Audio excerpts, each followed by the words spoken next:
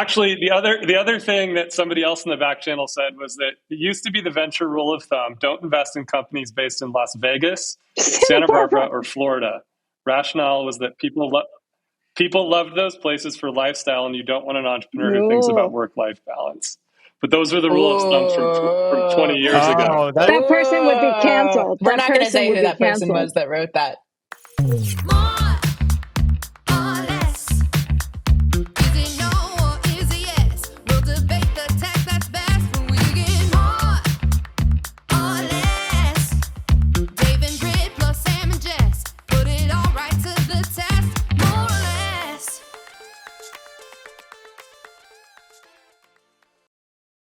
Hey guys, what's cooking? Here from the back of my car. This week's episode is brought to you by Volvo. Any acoustic problems you hear, Volvo.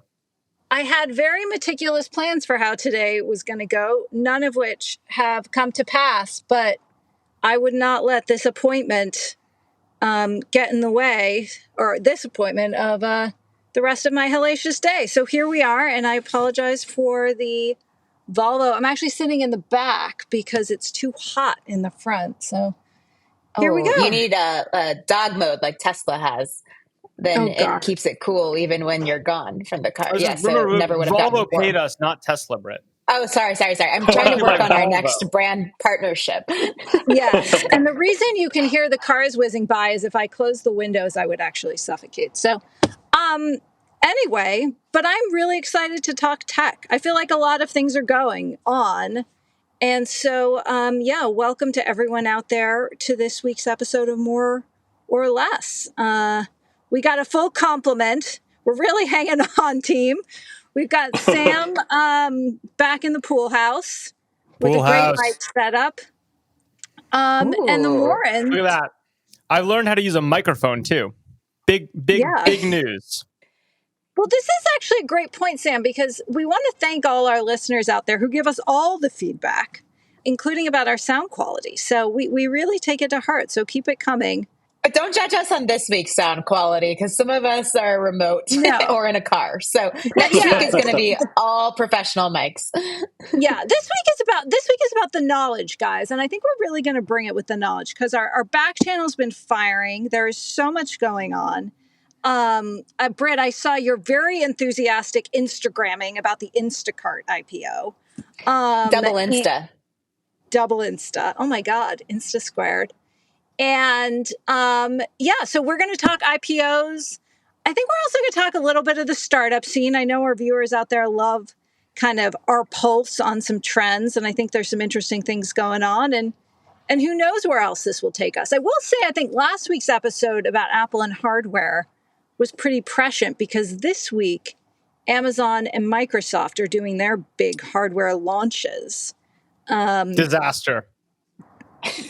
Yeah, well, we know where Sam thinks. But also, for those who like such intrigue, Amazon poached Microsoft's chief product officer as their new head of hardware. So I think that's always funny to me, these big companies poaching from each other. Wait, so does that mean that somebody that did a lot of servers is going to go and build consumer hardware for Amazon? Or am I completely misunderstanding? No, I don't think it was a lot of Surface. Don't you remember the Surface, Dave? Don't you have a Surface? You guys have everything. Do you have the Surface? No, you see, Jess, as we made clear last episode, we are the Apple side of this podcast. So we're the Apple I've never side. owned Microsoft anything. I'd probably, by the way, be more Microsoft rather than less Microsoft.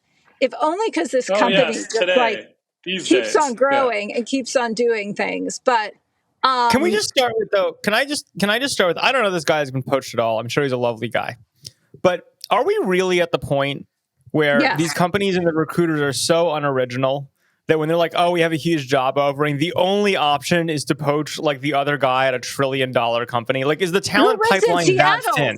Who lives in Seattle? It's like. Look, I'm not going to say I think there is some truth to the great man theory of history, right? Like we can talk about kind of some, but the idea that you basically have a open job rec for some huge product role, you can't find anyone internally for it, your best move is to go to one of the other 3 companies in the world that's $1 trillion company, that is almost certainly, and again, this was total respect for whoever this is. I don't know this guy at all. I don't know him from a shoe. But like, that is a hilarious state of the world where that is the recruiting move you make. I think this should be like the presidency, where you only have a term limit in the C-suite of these major 5 tech companies, and then you have to like rotate off and they have to bring in somebody new. So from like a non-5 tech company. I think that the market should dictate that alone. Like, you don't need the last thing we want is more regulation. Come on. We might not be. I'm more in for regulation. Oh, no. Like, listen, don't force me to like take sides with the all-in podcast. Depends what kind of regulation. Oh my God, Britt. Really? Wow. So like regulation that you're more like regulatory capture. You're like regulation that benefits me. I like, because that I can understand. I think, Silicon Valley's just gotten a little boring and we need to mix things up a bit. So having term limits, being able to trade players like we talked about in another episode, like Hollywood does. I'm all for Moneyball. Great movie. Moneyball of engineers. Absolutely. Like there's a lot you can do, but I just think it's funny. It's like, let's go back to this. It's like, so they had some job rec, some fancy recruiting firm internally or externally. It was like, here's our list of candidates. And they're like, candidate 1 option, Barack Obama. It's like candidate 2. It's like Steve Jobs, but he's a little unavailable. It's like candidate 3, the guy who does this product at the other $1 trillion company. And they're like, oh, I guess we should consider some internal candidates. So there's like Steve in accounting. And it's like, let's go with the Microsoft guy. Like, but it turns out Steve in accounting is an energy vampire. Yeah, I think you raised some really valid points about the state of the executive talent market in tech and beyond. And yeah, I'm sure we can think of other crazy examples of this. Well, it's interesting because like Dave Clark, who ran Amazon e-commerce, left to go to Flexport and is now on the market. It's a big question where he's going to end up, but I think he's going to end up at like one of the exact same companies. So, yeah, what can we say? Well, that's at least that's like the boomerang. It's like one thing where it's like, okay, you have some executive like, I'm going to go try something, right? They're like, they go try something. I give them credit for that, even if it didn't work at all. And then he's like, okay, I'm going to boomerang because I just realized in this journey that I'm actually a big tech guy, not a startup guy, right? But like I just love the meeting. I've been in that meeting where they're like, here's the 6 candidates of people we think can do this role. And they're like, it's like this tiny cast of characters because people are so unoriginal. This is happening at Disney, by the way, too, right? So now like Bob Iger like fired all of his potential successors in his previous reign. Like he kicked them all out. The guy he picked didn't pan out. And now his closest advisors are like Tom Staggs and Kevin Mayer, who are helping advise him on what to do with ESPN out of their new venture, which seems like a backdoor audition to being the CEO of Disney again. So it happens outside tech too. Well, it's also just like, I think the interesting thing about it is like, it's like if you're in that room, I get that the guy is like, who's managed at scale, this complexity, blah, blah, blah. But like, there has to be someone younger and hungrier that's going to do a better job, right? Like, there's just no chance that like this guy's already had a career. He's already made it, to this. It's like the idea that like, this guy who's been around the block 6 times and is just he's got traded between, the 2 big teams in the same role as the right guy. There's some young, hungry guy at Amazon who's like, fuck, I would have crushed that job and I'm here for it and I'm going to make my career on it. Instead, it's like, these senior guys get traded around and they're all kind of the same. And what these execs tell themselves is the company's just so complicated. There's no one else can understand the culture. Okay, well, Dave, advocate for the octogenarian CEO. No, I'm joking. Well, to bring up an octogenarian that I always appreciated was Colin Powell, may he rest in peace, used to give this great advice, which is that, or it was really a question, do you hire for potential or do you hire for experience?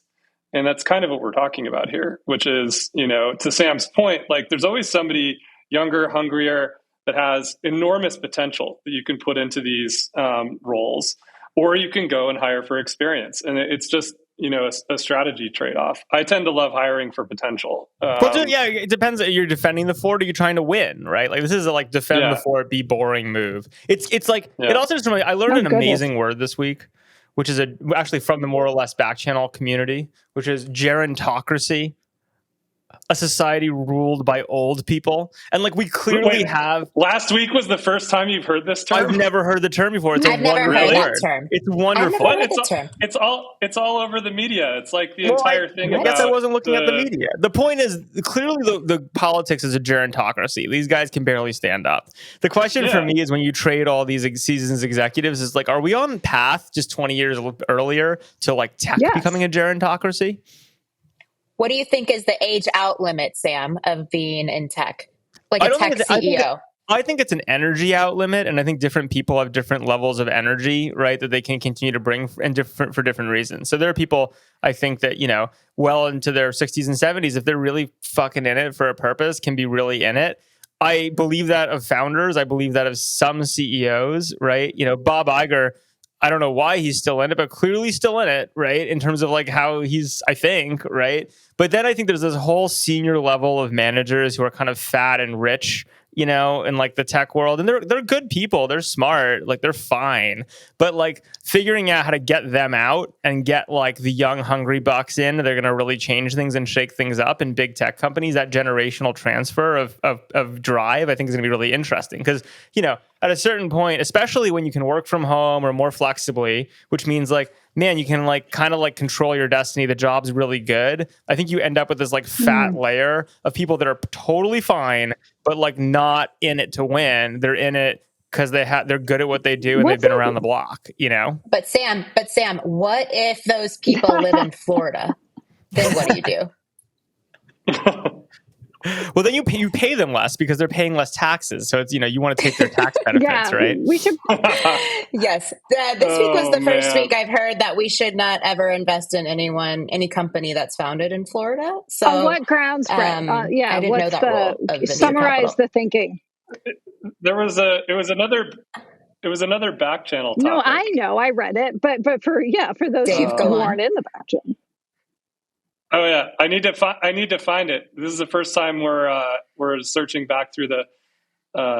So was it Miami specifically, or all of Florida? Well, it was a fraud argument, right? That everybody was saying that there was like this hard rule. I guess it was a hard rule in '90s venture capital that you simply just don't invest in Florida companies that were incorporated in Florida because they most likely are fraud. Which does make sense, right? Like I can believe culturally, I think super low taxes, like, you know, like there's a whole bunch of reasons why that would probably skew fraud in Florida. But I will point out, and I just Googled it to make sure this is public knowledge, not just my knowledge, and it, thank God is Facebook was originally a Florida LLC, right? And the history of that, which I actually hilariously remember, like ridiculous, is, you know, it played out. But the point is, yes, that is probably a general rule, which is if you had to make a bet, I bet that Florida skews fraud and skews bad. But, you know, candidly, if you had just invested in the Facebook LLC originally in Florida, you probably would have made up for every fraud you hit. So it's hard rule to call.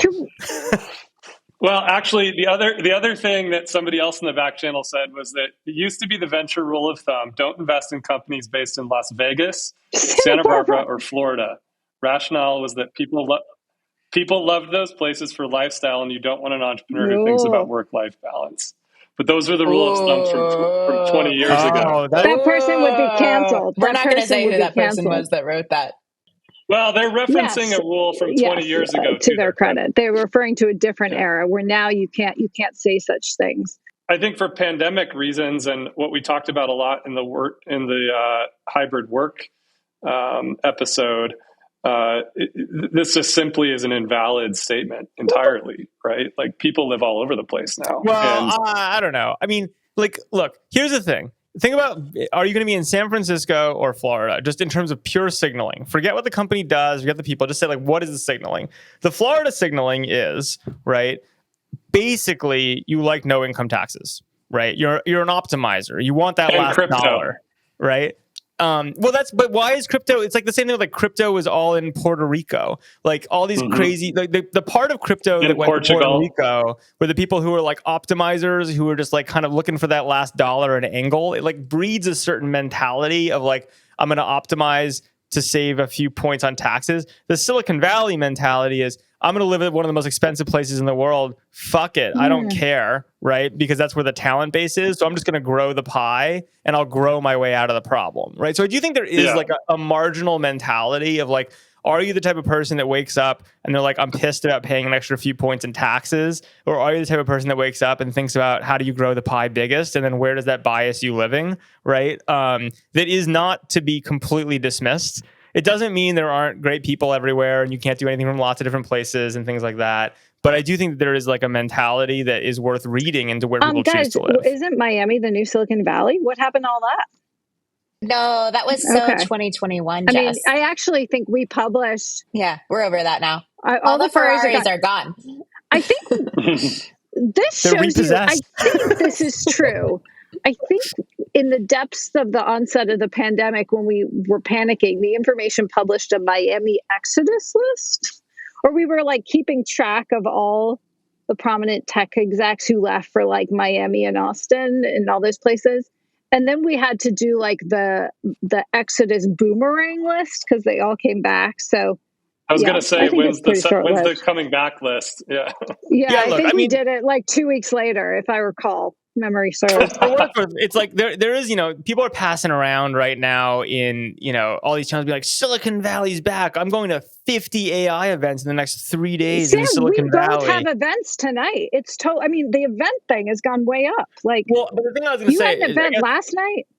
So many events. I guess that's true. So I can't make fun of the events things. I'm going to 2 events this week. And then Thursday we're going to another event, but we're leaving town for it. Wow. Yeah. Well, that's four. I've never shied from hypocrisy. So what I'd say is like the thing I think is interesting is people are like, it's back and like you need to be in Silicon Valley and like there's some truth to it. But I also in my head I'm like, whoever's going to these 50 events is like the worst people. It's like go to your hole and build stuff, and like every once in a while go to an event, right? Well, you have to hire salespeople, Sam. What? You have to hire salespeople? Well, yeah, if you were Kevin, can we say that? Like, Kevin went to every event back at Facebook, like when he ran sales at Facebook. And like, that's just what like an awesome CRO or head of sales does. And so it's called pounding the pavement. Pounding the pavement. Yes. Shout out to Kevin Colleran. Yes. For those of you who don't know him, began his career in sales. Long time venture capitalist. To pay Kevin a compliment, since I didn't bring Kevin up, but Britt did. He truly is one of the world. He is. I think we can all agree one of the greatest salesmen of our generation. I think he is. I think he's number one for sure. No, he's number one. Which I do. I will say in a moment of we'll see if he listens to this. Is like I truly appreciate because Kevin being really good at that means that I can be more Sam.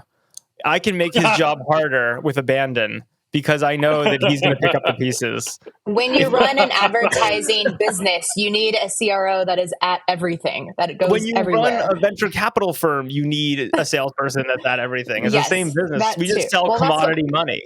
I'm just telling you that not everyone needs to be in their hole. I want to be in my pool house hole. You don't because you are pounding the pavement at tech events. So there's the hypocrisy. So I think things are coming back. But that was actually I want to know what tech events does Sam Lessin think are worth attending this week? That's really good information. I'm going to 2. One was a tech event, but it wasn't really a tech event. It was just one of the guys who has created all of my favorite TV shows was in town. It is the definition of a tech event. It is a bunch of VCs meeting with a famous person from Hollywood. That is a tech event through and through. Sam likes like Japanese reality shows. No, I asked him about this wasn't a porn producer, right? No, Sam? this guy, he's been involved in Silicon Valley, which is funny, in Mythic Quest, which is great, in my favorite show ever, It's Always Sunny in Philadelphia, in Wrexham. He's like done all these, Rob McElhaney stuff, and like I just absolutely love that canon. I asked him about Dave. The canon. This is like these are my people. And like he was like, yeah, I almost worked on Dave. Dave's a great show. Anyway, so Dave's the best show. We gotta plug it. We gotta plug it. And then tonight, some Stanford kids were like, will you come speak at our Stanford thing event? And I would like, no. And then I looked at the list and there's a bunch of people that I actually think are pretty good who had done it. So then I said, sure. So I'm going to go talk to a bunch of Stanford kids and probably be depressing. Why would it be depressing? Because they're going to be he's going to blow their dreams. My money is like, they're going to be like, tell us all of your favorite AI ideas. And then I'm going to get to say nothing. No AI. You're going to just rain on all their AI dreams. I love it. Tell them to listen to More or Less if they need some optimism. Yeah, they need the other side. So can we talk about IPOs?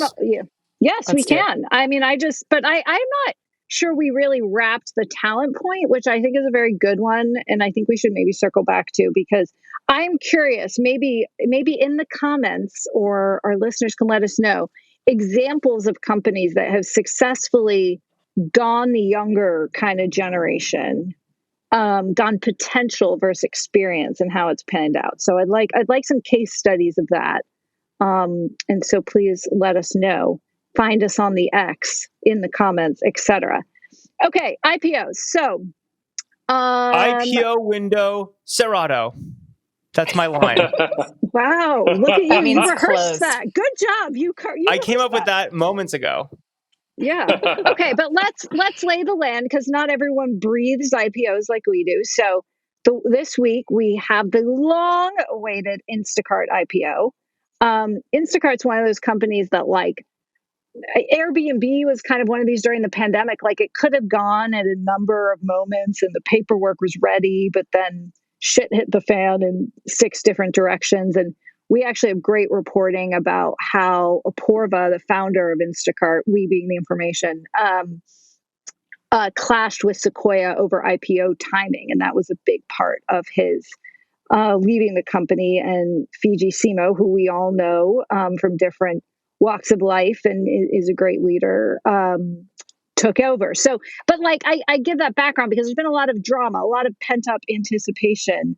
Their CFO, Nick Giovanni, joined from Goldman like eons ago, in part to take this company public. I didn't know Nick was over there. Yeah, definitely. And, but in addition, and then we'll turn over to Instacart. A lot of classic players. Yeah, classics. I love that. That's such a nice way to say older. Not that Nick is old. He's probably my age. They're like the Daryl Strawberries of Moneyball are all there. Ryan Sandberg. But this is also, maybe this is part of the problem. But anyway, then we also have the ARM IPO, and then Klaviyo, a really interesting company that's like on fire, actually. But in terms of its business model, and lots coming. So we're seeing this flurry. I have views, but I want to hear from Brett and Dave first, and then Sam, and then I'll share mine about, like, what are we seeing? And does this amount to like a full scale opening, or what's striking you? Okay, I'll start first by just being a more. Okay, I just want to give credit to Fiji, who, came into this business while it was down, like shrinking 16% year over year. Within 2 years, got it profitable, had like 5 straight quarters of growth, took it public. One of like less than 1% of the founders who took a company public in the last 10 years were female. So like, I just think she hasn't gotten the credit she deserves in turning this company around to the extent of which they can even go public, much less through a pandemic. And I do think it's interesting that, like, I would bet you, I don't actually know that, I should have read the S1, but like, what percentage of their users are primarily women and moms? And I just feel like, I don't know, there's something about that like really resonated with at least a lot of the women I was speaking to, which is like, oh, it's so great to see a female CEO of this company, even though it wasn't the founder, but got to take it public. And, despite, I think, having a lot of losses for some of the late stage investors, at least she got it to an outcome. But I think the big question is, like, is this even an outcome, or is this like a stop along the way? Okay, and Dave, so do you that's want to kind of the fact big check? debate. I agree with all of that. I think, Dave, do you want to, some of the losses? So like the last money was put in around 36, 39, and it's maybe 9? 39 to 9. What's it trading at now? To 9. 9. I don't know what it's trading at today, but it's under 10. It's right skimming the price. Not 30 and 10 cents. Basically, everyone since 2015 is underwater. Yeah. Effectively. Yeah. So since the Series C. And those people before are diluted. Look. Yeah.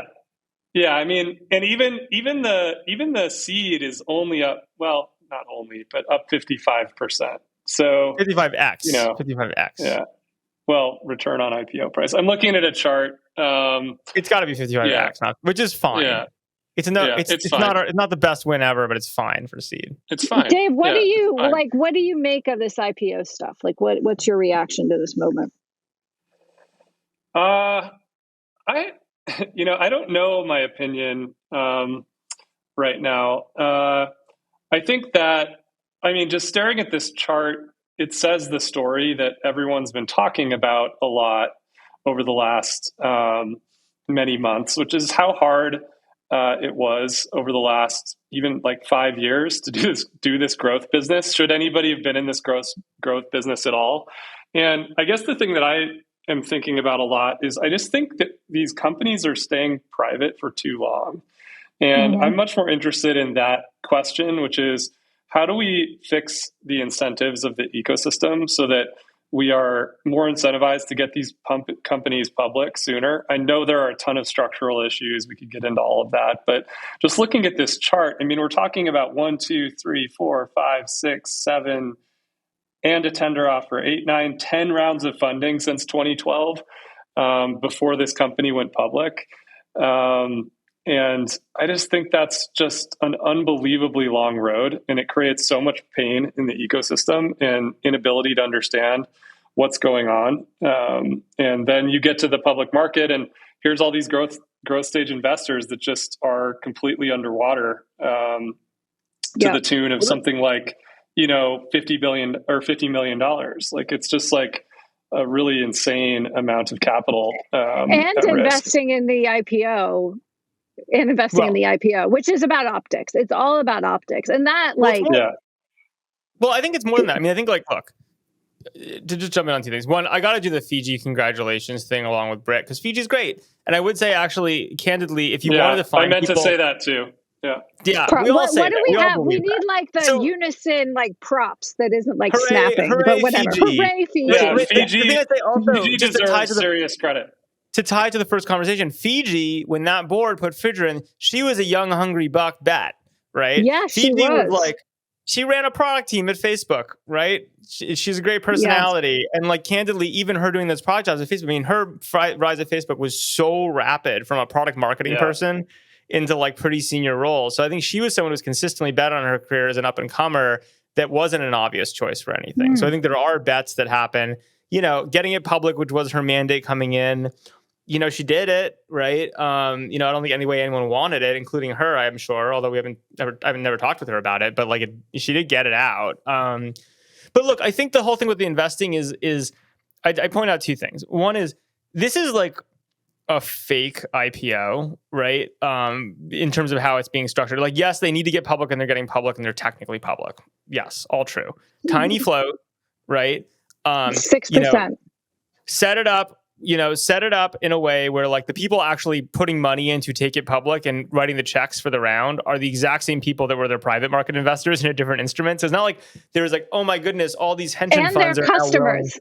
And their customers. I don't grudge them. It's still a path to getting there. I think it's if you have to do it, you have to do it. But it's hardly we now have a business that all the pension funds want to own and the public market investors. It's really we need to be public, and we can do it with the same investors we were doing it with before, right? And kind of structure it. Yeah. So you look at it, of course there was a pop on day one because they structured it for the optics on day one. The problem is I don't know who's going to buy it next, right? Because the reality is I assume, and I don't know this, that the funds that went in with their private capital we'll underwrite the IPO, we'll put money into the IPO. It's not like they're market makers and going to hold back capital and support the price forever, right? In crypto, you'd see some people say we're going to support the price on something and have a long-term hedge fund mentality. These are private market late-stage investors who are willing to write another check to take something public, but they're not designed as hedge funds to do price support. So that's one thing to really think about in terms of how this plays out. The second I'd say is it's not only the hedge fund problem, it's who on earth wants to own a small to mid-sized public tech equity with service risks today, right? In a world not today. 18 months ago, 2 years ago, maybe. Well, because at least then there was, in theory, unlimited upside. Like, take ARM, right? The other one that went public. At least there's a meme stock potential there, where you're like, okay, if we all believe AI and this is some proxy of NVIDIA for some reason, then there's like an infinite upside story. But in a world where the big platforms, the Facebooks, the Metas, the Googles, the Amazons are really going to be obviously huge winners from AI, and there's no cap on how big they can get anymore. Like, the $1 trillion barrier is blown. If you're a public person, just plow money to those names, right? If you want to go private or early, there's 1,000 more interesting opportunities. So it's kind of like a classic, the middle drops out, which is, I don't know who wants to own these stocks anymore, right? And like, if it's the supply and demand dynamics on the equity side, forget the fundamentals of the company, right? Like, just are very negative for, I think, anyone who exists in that 1 to 10 to $20 billion range with a good story about growth, but not a killer story, right? Which I think is decidedly where Instacart lies. Well, the point with like the large caps is really important, because like when those were super expensive on the public markets, you saw more demand in other ranges, but like that hasn't been the case, although maybe that's becoming the case. So I also kind of think these are fake IPOs for different reasons. Like, they represent, I mean, ARM represents like very mature, established company, leader in its area, that just like, is somewhat of a unique case given its whole history. Instacart also fairly mature as a business, right? Dave pointed out the longevity, like how long the company's been around. Klaviyo may be a little bit different, but like it's, these sort of bellwethers or testing the water companies, I think, have very unique properties that won't necessarily apply to other companies. And it's also so clear, and props to Goldman Sachs for how they managed these IPOs. And I think Goldman was involved or leading, most of what we're seeing right now, although technically ARM didn't have a lead left, but like, it just comes across as like perfectly managed. The pop is like just the amount, but then a day or two later, they're trading below. The picture isn't so good. So I think the lesson to learn, like, continues to be there's some interesting things happening, but it's very company specific. And, when we talk to kind of our community in the back channel about how entrepreneurs are feeling, like entrepreneurs are still not like banging on the doors to get out, which means there'll still be a pretty big constraint, I think, in supply. So if they can afford not to, and that means like hiring is, I literally had 2 calls yesterday from people I know, totally related but unrelated, being like, it's really hard to get startup jobs these days. Like, young engineers, very hard to get jobs, right? Like, talking about these kind of companies like, aren't hiring because they want to keep their burn down, or what? Yeah, because everyone's trying to like keep their burn. This is not a go time, right? This is a time of like serious focus, build for the long-term business. You have all these employees who get stuck at the companies forever because they can't get out of the equities, and even if they wanted to, they're nowhere their jobs, right? Like, so it's like, it isn't that there isn't cool stuff going on, et cetera. I think the AI stuff is interesting. I don't think it benefits really the middle rung of companies. I think it benefits the huge platforms and the startups, but not the middle, and in very specific categories of those. But I just think the capital markets are like meh right now from a tech perspective, right? And I personally feel it's like, look, if you want to bet on AI, there's such obvious big cap to buy, right? Yeah, it's like no for problem, sure. Yeah. Right? Like, you don't need to go do the work and hunt about, what's AI going to do to marginally Instacart's advertising business. But Sam, to the point that I was attempting to make, which might be overly simple, in the case of these middle, I don't know, what do we want to call these? The messy middle, Mid-tier, companies. mid-cap. Wouldn't it be better if these companies went public earlier? They developed a public practice of interfacing with that part of the capital markets like far earlier in their life cycle. The question is, would the public markets have supported these guys? I mean, my sense is the public markets would have shat all over these companies, and that the only reason they were able to burn the capital they did to go is because you found a handful of private market investors who had a thesis about lighting a few $1 billion on fire for market share, right? Like, it's like, you know, it's like Lyft. Take Lyft, for instance. Like Lyft has obviously been I don't know. In the case of Instacart, maybe. Like Instacart, the other thing I didn't say is that I love the product, right? Like the product's really great. And so I think but it's been through so much competition and so much challenge, and like that really. It's true, but they came out on top, right?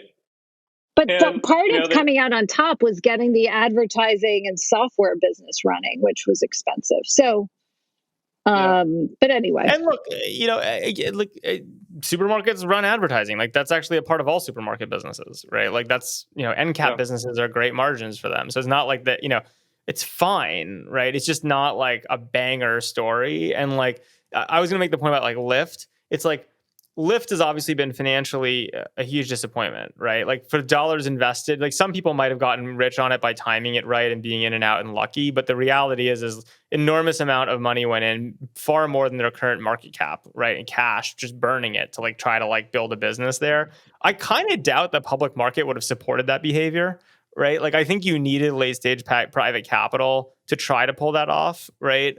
Which is partially why like it couldn't have been public earlier, right? And I think that's. But is it better off in the position it's in now? It's not clear to me. Well, no, I think it's done, right? Like as a business, as a product, it might live like, on. Should it have lasted this long? You know, like I don't know, Sam. Like I think this may have been before you joined Slow, but Kevin and I were actually at the table for the Instacart investment, and we could put this. We could put this in the anti-portfolio. I think you might have just come around. No, we talked. I was involved at that point, but that the story there is a little more complicated. Why we didn't invest in Instacart? It had we had a competitor, right? Yeah, exactly. Well, DoorDash and Postmates. Really, it was Postmates. It was Postmates. But in all of the cases these are all good examples of, you know, Postmates had to go to Uber. It became part of Uber's stack. You know, we made a little return on that, but you know, they've all kind of suffered the same fate. Maybe like the role of the capital market timing, is just overplayed, right? Like in the sense of like the good companies are going to be good companies, the great companies are going to be great companies. I mean, I've heard, I don't have. But I guess what I'm maybe arguing for is that the capital. I think maybe Sam's arguing for this from a different angle, but I think what I'm arguing for is that the public markets force rigor in business that the late stage capital markets do not. And in the case of some of these types of businesses that should be rigorous earlier or find another way out, like to me, that's like kind of this grossly oversimplified way of looking at things. I don't know. I agree. So I'm on the board of Life 360, which went public on the ASX, the Australian Stock Exchange, years ago. And you could argue it was one of the early mid-cap stage companies. It still kind of is. But like, I think the rigor has actually detracted from the otherwise like acceleration of the company because of all the oversight and everything else that comes along with it. I thought you would say the opposite of that. And I think if Chris were on this podcast, he would say the opposite. You know, I think Chris would say it was a helpful source of liquidity, but like it came with all of this extra burden of like, you know, dealing with the markets and making trade-offs and decisions. It's also just like being public is very expensive. Like it costs you like what, probably $5 million a year in compliance just to be public. This stat was in the back channel, and they said it was like 1 to 2, 1 to 3. No, or something. It was more. I made this point, and someone tried to say, "What did you capitalize that at?" And we went down the whole rabbit hole on that. But it's, I mean, if you think about the NPV of the cost of compliance, it's enormous. It's like it's way, and that's because of Sarbanes-Oxley and a bunch of shit from, you know, the tech bubble era, right? That like kind of came crashing down, but made it very expensive and impractical, right, for most companies to be public early. Well, what I'm saying though is also like I remember ASX even came and courted Brit & Co at a point in time. I think like their minimum revenue to go public on ASX had to be like something like 15 to 20 million, or I don't know, like low. And so it's very much like you could have this liquidity if you can't raise in the US. And it doesn't feel like the right move either. And so like there doesn't seem to be a right move. Like otherwise more of these tech companies would have gone public on an international stock exchange. In the end of the day, look, the whole point of capital markets, like they have all these tack on effects for companies because people get comped in options and all this other stuff that like ends up really going through the culture. But at the end of the day, it's just money, right? And companies want to go wherever the money is cheapest, right? And like it turns out for the last bunch of years, the money was cheapest because there was a bunch of people in a zero interest rate environment who had gobs of it, looking to deploy it, who may or may not have been making a ton of money on fees either way, and said, look, if I have a credible story, don't go deal with the overhead and compliance and bullshit of being public. Like, I will just give you the money, right? And like, look, there's a few of those people who are going to be really right and make a ton of money on that, right? Like, because it turns out it was better for everyone. But like, knowing who's right and who's wrong about where to shovel money up front is like real. If people knew that, they would make a ton of money, right? Like, this is kind of the messiness of capitalism. Late stage capital is no longer the cheapest capital, probably. But to Britt's question, the question is, then who is, right? It's not the public market. The US public market is not the cheapest capital right now. You can look at all these IPOs, my favorite being BuzzFeed, trading at 33 cents right now, down from $10. It's like, BuzzFeed's entire market cap is $50 million, right? Like, that's not the cheapest capital for them, right? Even today. Right. So like, it's just going to be a hunt for that. It's not public. It may actually hilariously still be private market late stage investors, even though that capital is way more expensive than it was, because I don't know, the Australian stock market liquidity to value is like a tough one, right? Like, it could have been crypto, but not in this era. Right. Like, I mean, I think in the case of Life360, it's worked out. Like, it's like the company's done quite well. And so, there are success stories. It's just added like an extra layer of rigor and oversight that was harder for an earlier stage company. I don't know. Maybe we'll get in trouble for saying this, but we've heard Reed Hastings, who, I think so many people admire as a leader, really passionately advocate that companies should go public way earlier. Basically says that you're not running a business until you're a public company, and says that many of the kind of so I agree with Reed. Yeah, smart guy. And he said, but he says many of the kind of concerns that companies have, like losing control of their shareholder base, just don't play out. So, for example, he was saying that turns out you still do have a lot of you can't pick your shareholders per se, but you can build relationships with the types of long-term shareholders that you want. So now it was a completely different era. And like, I think Netflix went public at like $500 million, $200 million, like so early. But it does seem like that view, and maybe why Reed argues it so passionately, has like completely fallen out of favor. But Dave, when you were talking about like, sorry, Sam, you want to say something on that? Well, just the interesting thing to me is like, the question is also just like, you talk about power and dynamics around being public. There's no question, you take a bunch of stories that when you have private market investors and empowered CEOs, in some ways, like, they have so much latitude that they can do really stupid things, or can be captured by their employees even, right? Or the employees want to do X or Y, and they're like, I guess we have to, right? Whereas the public market, like, just destroying the stock the day after something gets announced, or like they haven't done the cuts they need to do or whatever. Like, there is discipline that I think the public market can probably aid a management team in some scenarios. But I just think until you know what your business is and who you are and you're a grown-up, it's really hard to deal with that, But do you become a grown-up after 5 years or 20 years, Dave? And we're almost going to wrap, guys, because Sam and I are late for a meeting. Jess, what was your prior question? Well, I thought, you were talking about the rigor of the public markets, but a lot of our conversations on this pod have been about how the venture game is changing and how investors are expecting different kind of benchmarks and bringing rigor, right? So, I mean, obviously there's a difference, but if we're also seeing a late stage market that's, because they're eyeing their exit potential, looking for more of the things that the public markets are in terms of profitability and so on. Yeah, I mean, I think this brings together a whole bunch of different points we've made across several of the pods. Going back to Sam's industrial venture capital, the industrial, model is sort of over. Like, one of the problems is that whether you're a founder or an investor, if your company isn't doing well, or it's sort of drifting off into the future, you can kind of pass it along to the next investor, or this is how it used to be, right? And you could try to mark it up or whatever. But this isn't always necessarily the best thing for the founders and the business, where, if you're a public market and you're forced to apply the rigor of the public markets and the reporting cycle, you might have a bad quarter and therefore your stock goes down.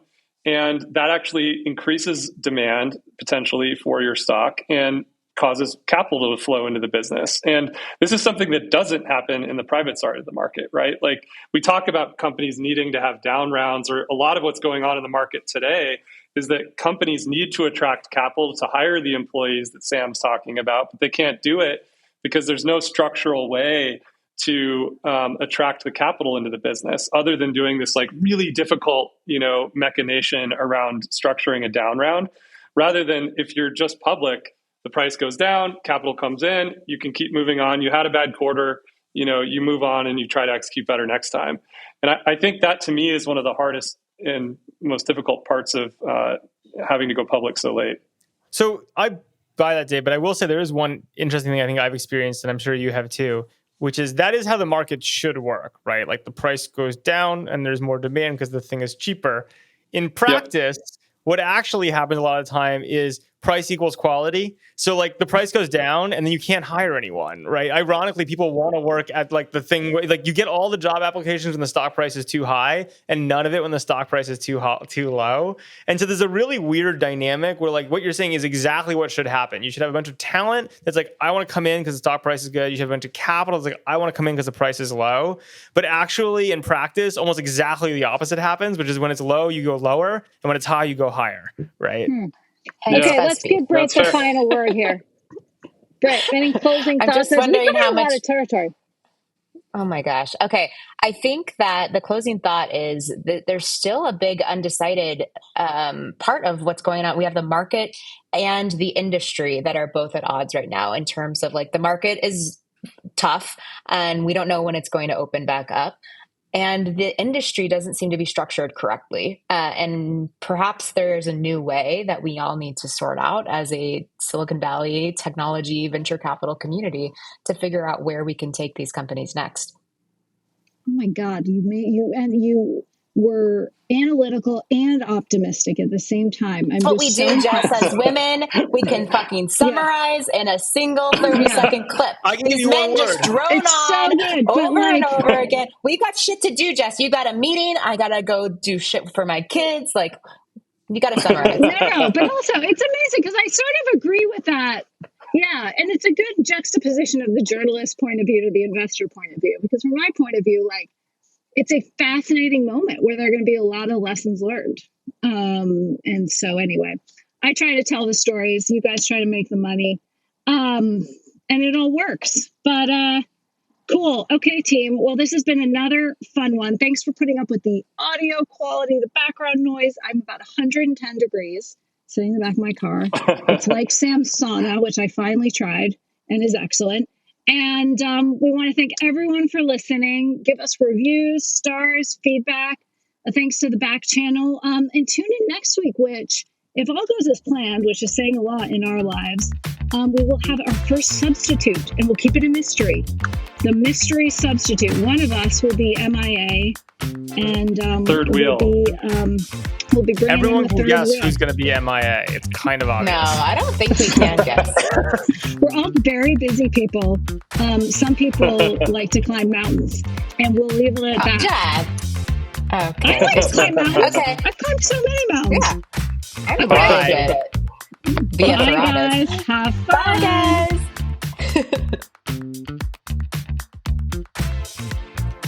If you enjoyed this show, please leave us a virtual high five by rating it and reviewing it on Apple Podcasts, Spotify, YouTube, or wherever you get your podcasts.